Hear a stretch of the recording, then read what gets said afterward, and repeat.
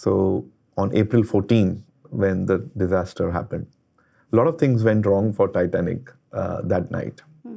But when Fred Fleet, who was one of the crewmen there, he was interviewed after the disaster. He was one of the survivors. He said, if we had one binoculars, we could have had more time to steer the ship away from the iceberg. So many a times, when we are in a rush, when we are impatient, when we are multitasking, under some emotional pressure, we make mistakes or errors of ineptitude, where we know the solution, but we don't apply it correctly. In the last episode, we were talking about tools that investors can deploy to make their investment journey better.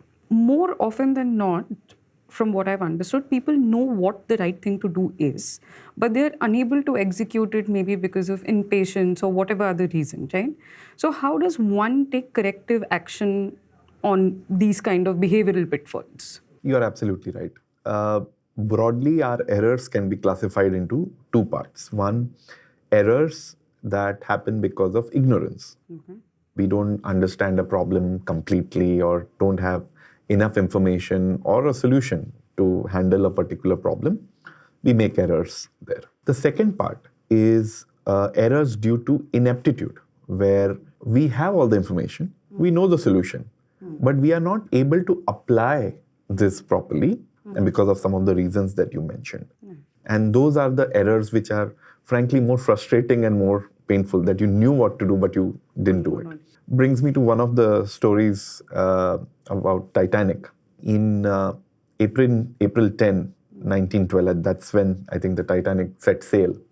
So earlier when they were preparing for launch, there was a second officer named David Blair, who was supposed to handle the arrangements and see to it that the ship leaves at the right way in the right time with the clients. And they were moving from Southampton to New York. At the last minute, David Blair was told that he's being replaced by another officer, who's more experienced officer at that time, Henry Wild. And he has to hand over everything to Henry and then leave the ship in a hurry. He was being stationed somewhere else then. So in his rush, while David did all the handover, packed his stuff and left, he just forgot to give one key to Henry Wild. And that key was to a cabinet that had all the binoculars of the ship. So on April 14, when the disaster happened, a lot of things went wrong for Titanic that night. But when Fred Fleet, who was one of the crewmen there, he was interviewed after the disaster. He was one of the survivors. He said, if we had one binoculars, we could have had more time to steer the ship away from the iceberg. So many a times, when we are in a rush, when we are impatient, when we are multitasking, under some emotional pressure, we make mistakes or errors of ineptitude, where we know the solution, but we don't apply it correctly. Now, for these, there may be some solutions which we think of as training or technology, but they are not complete solutions. There's a very simple tool that helps us handle these kinds of errors, and that is a checklist. That does better than any of the other tools that you may use to reduce this errors of ineptitude. Why is this simple tool called a checklist so important? So in a beautiful book, The Checklist Manifesto by Atul Gawande, he's described very well how a simple tool like checklist is so comprehensive in giving us solutions to our limitations.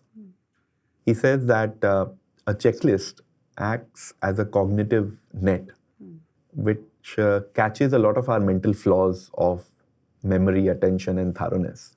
There are limits to our attention and memory, and which is where some of these mistakes or errors happen. So a checklist helps in reducing those errors. It also reduces our emotional mistakes. It makes you think before you act. So actually, I'm quite surprised that in a lot of B schools or investment forums or journals, people don't discuss this tool. So what is an investment checklist? An investment checklist is a set of questions or areas of inquiry that one must complete before making the decision or making the investment. Whether it is an investor or an analyst, they have to go through that. So each firm can design a checklist based on their own philosophy and process and what data points are important to them. So it's highly customizable. It sees to it that you finish all the important steps of investing or research before you implement your decision. So in investment decision making, this simple tool actually has a lot of benefits that come with it. It's very comprehensive. How does a checklist improve our investment decision? Using an investment checklist has a lot of benefits attached to it. A checklist acts like a gatekeeper to your portfolio. Whatever your investment philosophy, you put those points in your checklist that these are the things we need to focus on for taking an investment decisions. So a checklist helps you focus in the right direction of your investment philosophy. Let's take an example where somebody is a value-oriented investor or a value-oriented fund house. They can have a checklist where the criteria that they look for in a company in terms of its valuations and all can be put into the checklist. So those can be readily done before the investment decision is taken. What checklist also helps in is it is a collection of our previous mistakes. Right. So if you made certain mistakes, you put it into the checklist so that you don't repeat those mistakes. And think of a power if you combine the experiences and mistakes of your analyst team or your group of investors into one.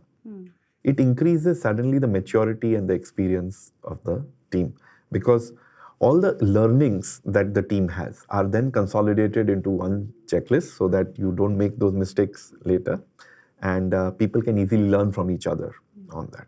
It reduces noise and disturbances because you're bombarded with so much data information. Many of that may be irrelevant to your investment process.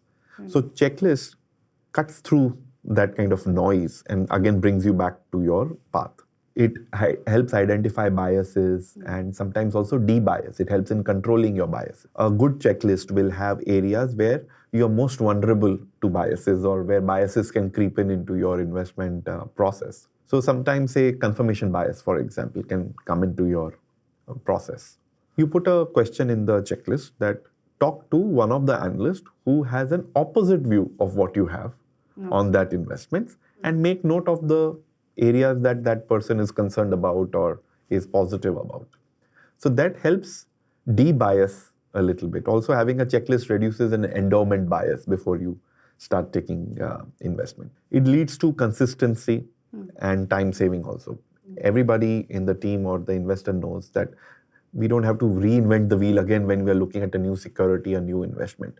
We have a checklist. This is what the data points we need to focus on, and that can keep repeating or moving itself. Some of the other benefits, small benefits can be when you're meeting a company to understand whether it's a good investment, you carry a checklist with you so that you know which areas to focus on, what questions to ask. A new member joins your investment team. The person has to just go through the investment checklist to understand what kind of areas that the fund managers or the other team members focus on and prepare accordingly for any meeting that is required within the team also. So it has many benefits that can really help an investor or an investment team improve their decision making. But does one also need to keep updating this checklist from time to time? That's a very good point. Yes. So any new learnings that keep coming up in the team need to be updated in the checklist so that you repeat your success and you avoid your mistakes. Got it. It seems like a very good life hack also. I mean, I think maintaining a checklist, even not only in investment, but even in other departments of life, can really hold one in good stead. Absolutely true. Mutual fund investments are subject to market risk. Read all scheme-related documents carefully.